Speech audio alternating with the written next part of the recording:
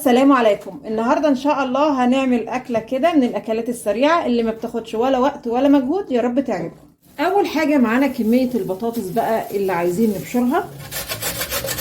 بعد ما بشرت البطاطس اخدها بقى كده اعصرها كويس قوي. بصوا بينزل منها ميه، والخطوه دي مهمه جدا. جبت هنا 4 بيضات بشويه فلفل اسمر، وابتدي بقى كده اربهم الاول، وبعدين اضيفهم على البطاطس.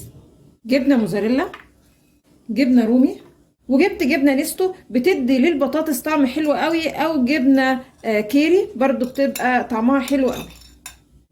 ونظبط الملح، بس ناخد بالنا ان الجبنه الرومي حادقه فما نكترش في حطتان الملح.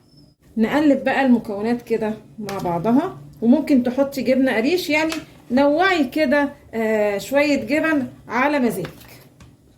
وبعدين نجيب صينيه مدهونه سمنه كويس قوي، وننزل بقى البطاطس كده، وبعدين نسويها، ونرش على الوش كده شويه موتزاريلا.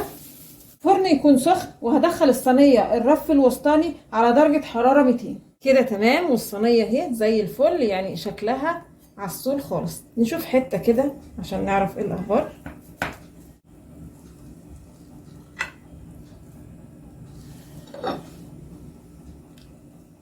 طبعا عايزه اقول لكم ريحتها جميله جدا، والبطاطس كمان بتبقى مستويه، يعني ما تخافيش يعني البطاطس تكون نيه او حاجه، لا بتبقى مستويه جدا اهي. ده شكلها من جوه. يا رب طريقه البطاطس النهارده تكون عجبتكم، ولو عجبكم الفيديو فضلا الاشتراك في القناه.